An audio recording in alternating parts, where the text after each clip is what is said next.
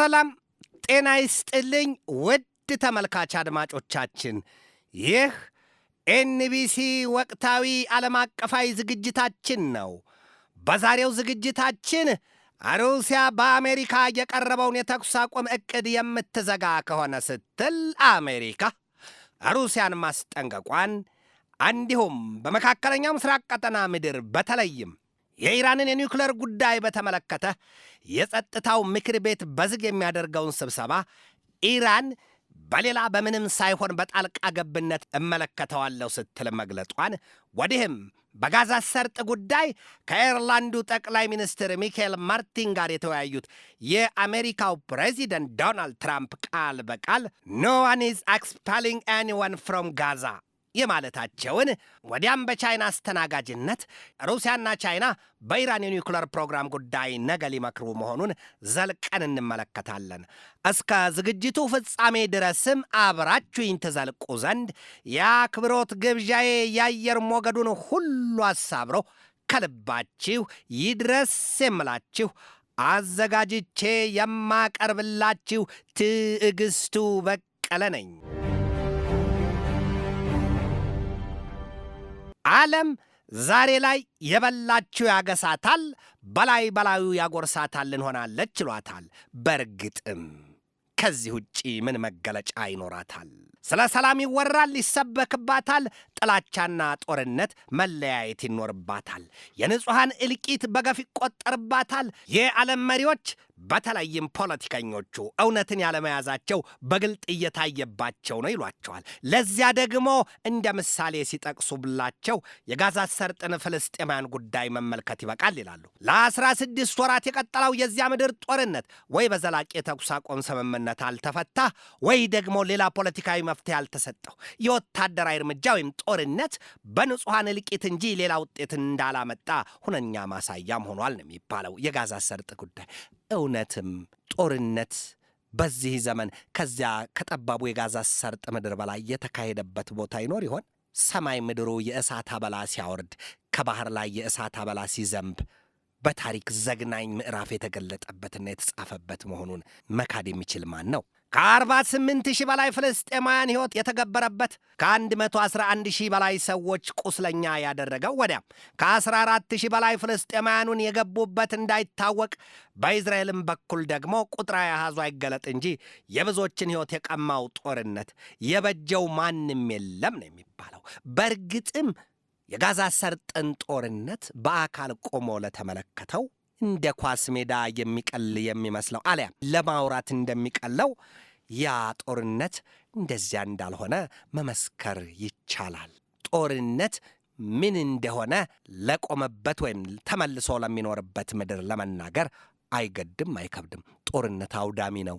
ጦርነት ሕይወትን ብቻ አይደለም ንብረትንም፣ የቀጣይ ትውልድ ዘመንን ሁሉ በቀን በቀትር በጠራራ ፀሐይ የሚያጨልም ጉዳይ ነው ጦርነት ማለት ደግሞ ይሄ ከሆነ ስለ ጦርነት ማሰብ ምን ያስፈልጋል? ጥያቄውን ለሁሉም ይውሰደው። የጋዛ ሰርጥን ጦርነት በአካል ተገኝቼ አይቻለሁ። ይሄ በጣም አስፈሪና ሊነግሩት ከሚገባው በላይ ነው። ጦርነትን የሚኖሩትና በአካል የሚጋፈጡት ንጹሐን መሆናቸው ደግሞ ከምንም በላይ በሰው ልጅ ሕይወት ውስጥ አደንዛዥ ጉዳይ ነው። ንጹሐን ዋጋ መክፈላቸው ከምንም በላይ በሕይወት ዘመን ሁሉ የሚያሳዝን ነገር ነው። ጉዳዩ ለኃጣን የመጣ ለጻድቃን ይተርፋልን አሊያም ከኑግ የተገኘ ሽመጭ አብረሽ ተወቀጭን ሆኖ ዘግናኝ ታሪክ ተጽፎበታል። የጋዛ ሰርጥ ምድር በሐማስና በእስራኤል መካከል እንደ አውሮፓውያኑ አቆጣጠር ጥቅምት 7 2023 ቅዳሜ ቀን ማለዳ የተጀመረው ጦርነት የመካከለኛው ምስራቅ ቀጠና በርካታ ሀገራትን አነካክቷል። ሶሪያን መሪዋን ባሻር አልአሳድን ለስደት ዳርጓል። በዚያ ብቻም አላበቃም፣ ዜጎቿንም ሕይወታቸውን ቀምቷል። ሶሪያ ዛሬም ቢሆን ከእስራኤል የሚወርድባት የእሳት አበላ አላበቃም። ሊባኖስን ከ3,000 በላይ ዜጎቿን ሲያሳጣት፣ በደቡባዊ ክፍሏ መሽገው ሲዋጉ የነበሩትን ቁርጠኛና በርካታ የሕዝቦላን መሪዎች እንዳብነትም የሕዝቦላውን መስራችና መሪ ሰይድ ሐሰን ነስረላን፣ ጀነራል ፉአድ ሹኩርና ሐሺም ሳፌዲንን አሳጥቷል። እስራኤል ከሐማስ ጋር የገባችበት ጦርነት ሐማስንም ቢሆን ሁነኛ መሪዎቹን እንደ ኢስማኤል ሐኒያ፣ ያህያ ሲንዋር፣ መሐመድ ደይፍ የመሳሰሉትን ነፍስ በልቷል። ጦርነት በዚህ ዘመን የምድሪቱ ነዋሪዎች ዘንድ በዚያ ይብቃ፣ ያለን የተረፍነው ወደ ሰላም እንምጣ ማስባል ሲገባው ዛሬም ግን ጦርነትን የሚናፍቁ አካላትን ያሳያል። የማያውቅ ሕፃን ለእሳት ያለቅሳል። እሳትን ካልጨበጥሁ ብሎ ያለቅሳል። ሕፃኑ እሳቱን አያውቀው፣ ያቃጥል ይሙቅ የሚያውቀው ነገር የለም።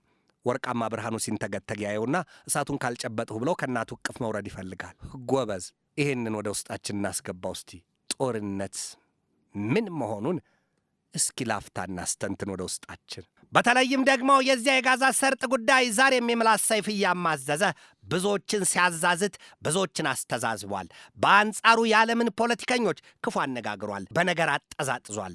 የጋዛ ሰርጥ በቅርቡ ወደ ዋይት ሃውስ ተጉዘው ከቤተ መንግሥቱ አለቃ ዶናልድ ትራምፕ ጋር በጥልቁ የመከሩት የእስራኤሉ ጠቅላይ ሚኒስትር ቤንያሚን ኔታንያሁ ገና እግራቸው ከአሜሪካ ምድር ሳይነቅል ትራምፕ የሰጡት መግለጫ እስከ ዛሬም አነጋጋሪና አስደንጋጭ ሆኖ ቀጥሏል።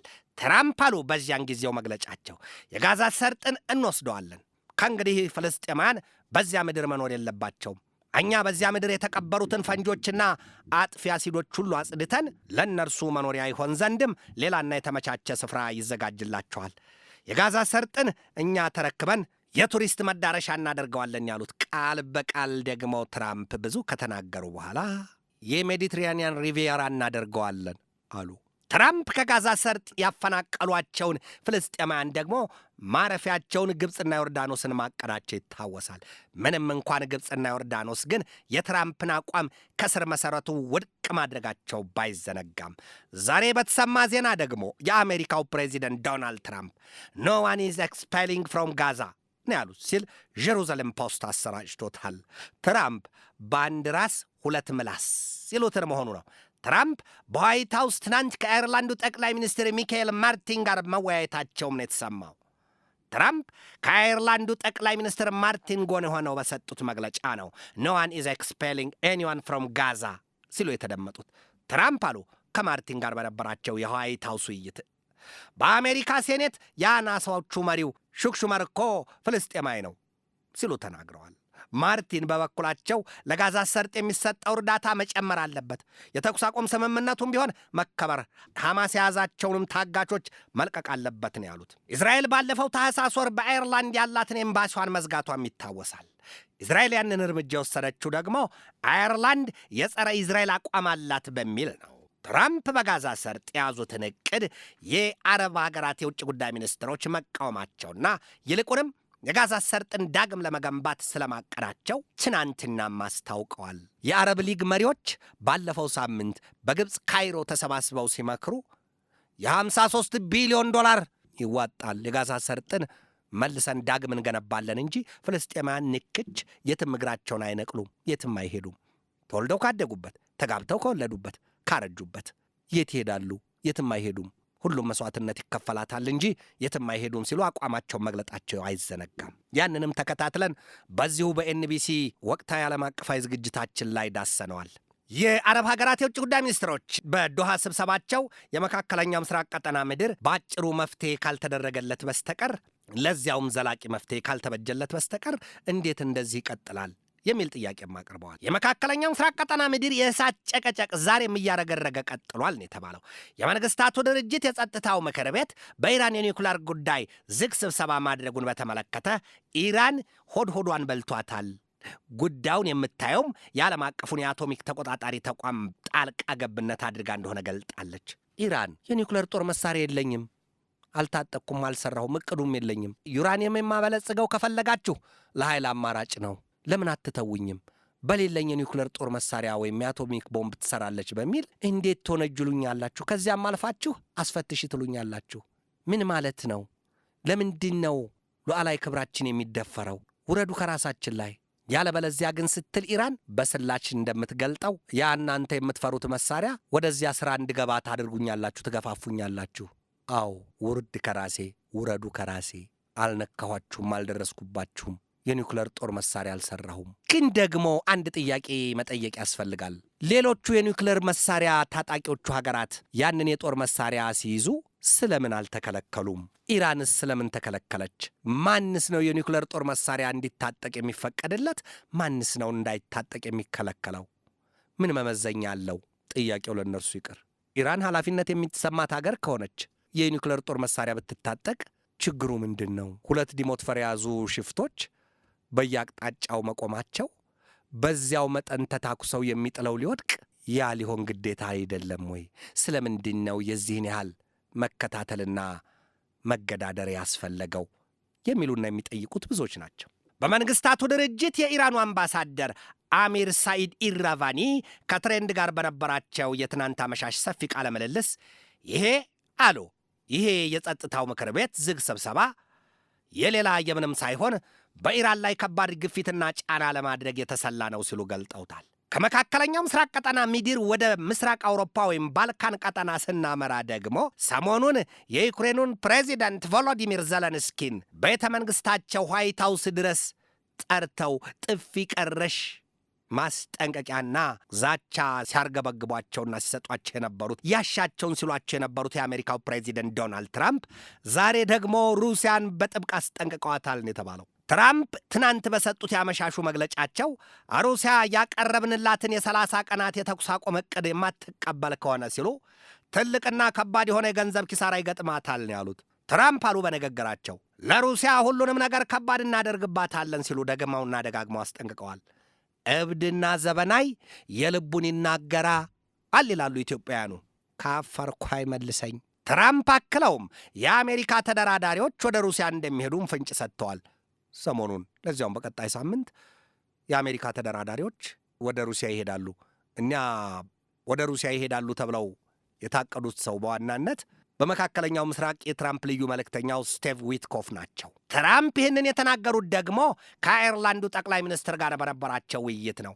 ዛሬም በ78 ዓመት ዕድሜ የቀሩት ዶናልድ ትራምፕ ከአስደናቂውና ጉድ ካስባላቸው ንግግራቸው እንዲህ አሉ። ከሩሲያ ትንሽ ይሁን እንጂ ገንቢ ገጽታ ወይም ጥሩ ነገር አግኝቻለሁ፣ ግን ደግሞ አሉና እንደ ተቆነጠጠ ሕፃን ደንገጥ ብለው ሩሲያ የምንላትን የማትቀበል ከቶም ለተኩስ አቁም ስምምነቱ የማትገዛ ከሆነ አለቀ፣ በቀጥታ ወደ ሦስተኛው ዓለም ጦርነት እናመራለን ሲሉ አስጠንቅቀዋል። አይጥ ብታልብ ጥሬዋን ይላሉ ኢትዮጵያውያን። ቀድሞም ቢሆን ትራምፕ ከ2 ሳምንታት በፊት በሰጡት መግለጫ የሦስተኛው ዓለም ጦርነት እኮ እንደዚህ ርቆ የራቅ አይደለም፣ አራቀም ጎበዝ፣ ወደዚያ እንዳንገባ እንታገላለን፣ እኔ እታገላለሁ፣ በተለይም እኔ እታገላለሁን ያሉት የዘመን ሐዋርያ መስለው ሲታዩ ትራምፕ የአሜሪካ ፖለቲከኞች እስከዚያ የሦስተኛ ዓለም ጦርነት ማምራት የዘለቀ ማስጠንቀቂያቸውን ሲያዥጎደጉዱ በሩሲያና ዩክሬን መካከል ጦርነቱ ይቆም ዘንድ ሲያልሙ የሩሲያው ፕሬዚደንት ቭላዲሚር ቭላዲሚሮቪች ፑቲን ግን ዛሬ በድንገተኛ ጉብኝታቸው ሙሉ የወታደራዊ ደንብ ልብስ እነርሱ ፋቲክ ይሉታል ያንን ግጥም አድርገው ለብሰው በኩርስክ ግዛት የጦር ኃይላቸው በጽናት ይዋጋ ዘንድ ብርቱ ትእዛዝ ሰጥተውታል ነው የተባለው። አልሰሜን ግባ በለው። ለወትሮም ቆፍጣና ናቸው የሚባልላቸው የኬጂቢው ችግኝ ቭላዲሚር ቭላዲሚሮቪች ፑቲን የአሜሪካን ፖለቲከኞች አያምኗቸውም ይባልላቸዋል። ለምን ቢሉ ደግሞ የለም እነርሱ እኮ ድመት መንኩሳ አመሏን አትረሳ ናቸውና ሲሉ ያሳያሉ። የሩሲያው ፕሬዚደንት ቭላዲሚር ቭላዲሚሮቪች ፑቲን ግን ዛሬ በድንገተኛ ጉብኝታቸው እዚያ ኩርስክ ግዛት ከጦር ኃይላቸው ጋር ታይቷል። ፑቲን ከዩክሬን ጋር የገቡበትን ጦርነት ያበቃ ዘንድ 3 ዕቅድ እንዳላቸውም ገልጠዋል ነው የተባለው። አንደኛው ዩክሬን ከሰሜን አትላንቲክ ጦር ቃል ኪዳን ድርጅት ወይም ኖርዝ አትላንቲክ ትሪቲ ኦርጋናይዜሽን በምህፃረ ቃሉም ኔቶ ጋር በፍጹም በጥምረቱ እንዳትታቀፍ ነጻ ትሆን ዘንድ ጥብቅና የማይነቃነቅ ጽኑ አቋም እንዳላቸው። 2 ሩሲያ የያዘቻቸውን 4ቱን ግዛቶች ኬርሶን፣ ዛፖሪዚያ፣ ዶኔስክና ሉሃንስክን ያንቺ ነው ያውልሽ፣ የውሾን ነገር ያነሳ ውሾን ስትል ልትተው እንትፍትፍ ብላ መርቃ ለሩሲያ ልታስረክብ ያንን በዋናነት ተጠቅሰውላቸዋል። ከዚያ ውጭም አሉ ፑቲን የአውሮፓ መንግስታት የሰላም አስከባሪ ኃይል ብሎ ነገር በዩክሬን ምድር የማይታሰብ ነው ሲሉ ፑቲን አቋማቸውን ገልጠዋል።